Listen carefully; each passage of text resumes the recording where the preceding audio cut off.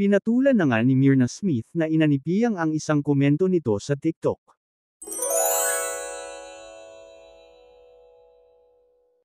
Pinatulan na nga ni Myrna Smith ang isang komento. Ayon sa komento, sinabi na si Piang ay si Kanal Humor na kung saan binweltahan ito ng ina ni Piang na at least may pera. Di rin nagpahuli ang mga tagahanga ni Piang na tanggap raw ito ni Aling Myrna ang pagiging Kanal Humor ni Piang. Ayon naman sa isa pang komento, agoy palong. Samot-saring reaksyon ang naging komento ng mga taga-suporta ni Piang. Sabi ng iba na pag-inggit pikit. Hindi na raw dapat magtaka kay Piang dahil natural ito sa kanya. Ipinagtanggol naman ito ng mga taga-suporta na huwag dapat magkomento na hindi naaayon sa post.